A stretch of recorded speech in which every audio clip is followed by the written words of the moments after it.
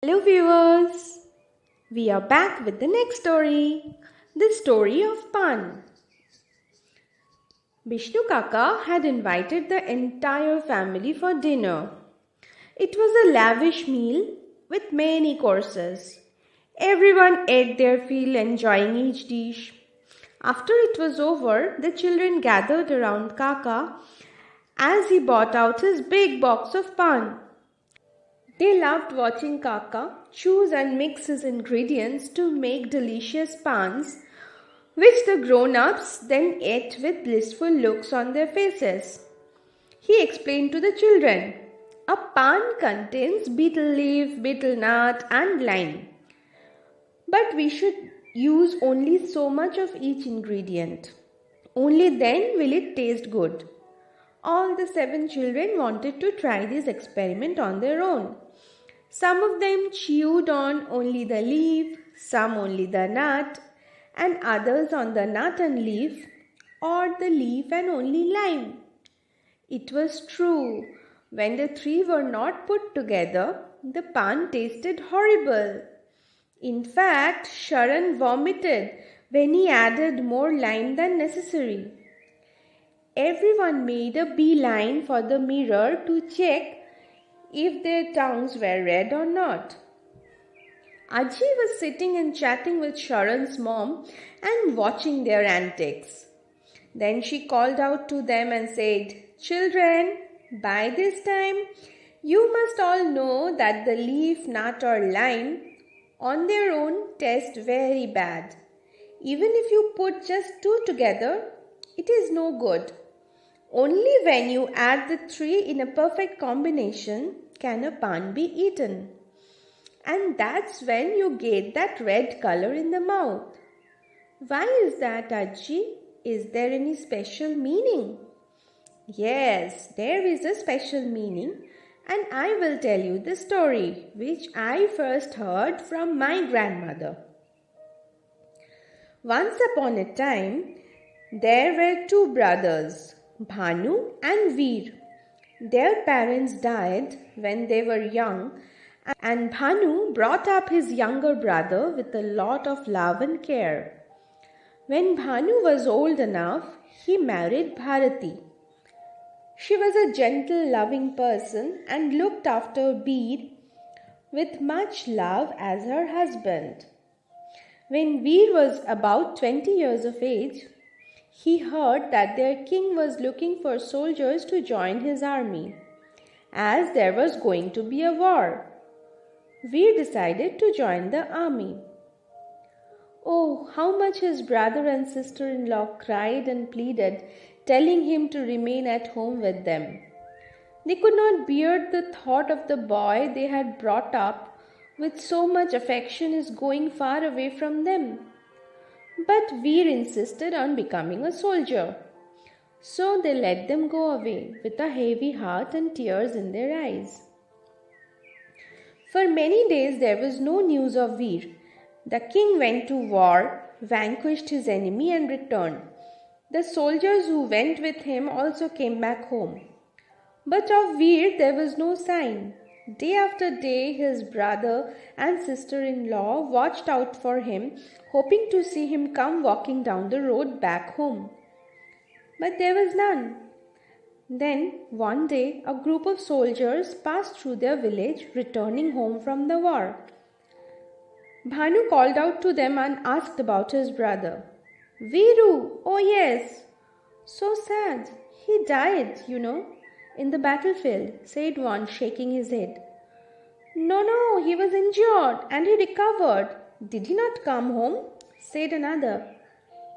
"He was on his way home when he fell ill," informed a third. On hearing these awful tidings, Bhanu was deeply saddened. He decided he could not leave at home waiting for his dear little brother to return. He would go and look for him. When he told his wife, Bharati too decided to go with him. Together they set off one day to look for the missing Veer and bring him home. They decided to go to the site of the king's big battle where Veer was last seen by his companions.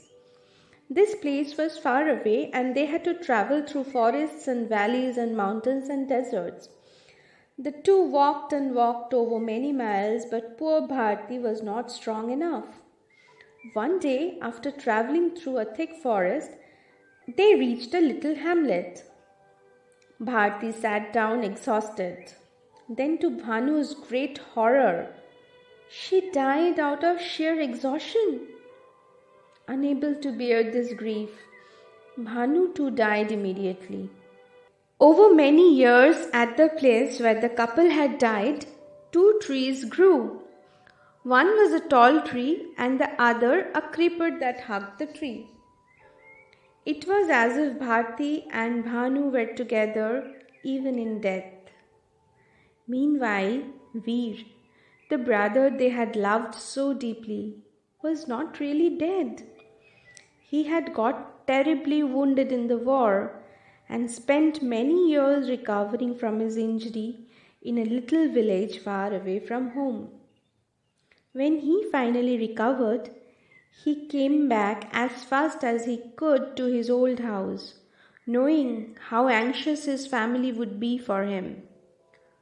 But imagine his surprise when he found the house locked and bolted, abandoned for many years.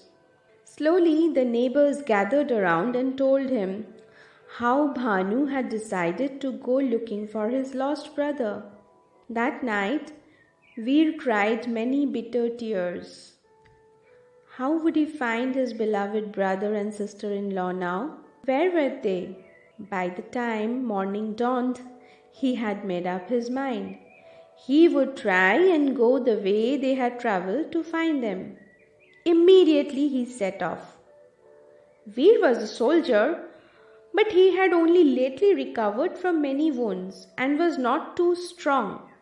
It took him many days to walk across the difficult land Bhanu and his wife had crossed. Then one day, near a forest, he came across a little shrine. The villagers told him the sad story how the shrine came to be. Years ago, a couple had arrived at the spot, tired from days of walking. Legend had it that they were on the way looking for a long-lost brother. When the two died without fulfilling this wish, two wonderful plants, unknown to anyone earlier, had grown at that spot. The leaves and nuts from the trees were so sweet and refreshing that the villagers decided to build a small temple for the man and woman at that place. Veer listened to the story with growing sorrow. He realized the couple they had talked about was none other than his brother and his wife. Unable to bear the news, he turned into a statue of limestone. Do you know how they all have been remembered ever since? The tall tree grew nuts called areca nuts. The creeper's leaves were pan or betel leaves, and from the statue came the lime paste that is added to the preparations of the pan. And this is how this loving family came together even after death. Together, they taught people the values of love, unity, and loyalty. And when people chew pan, they remember this story. Sharan's mom was surprised to hear this story. Really, Ajji? She said. Even I was not aware why these three ingredients are always used to make a pan. I too will come to listen to your stories from now on. Ajji nodded. Then she added with that glint in her eyes, chewing pan is not good for your teeth.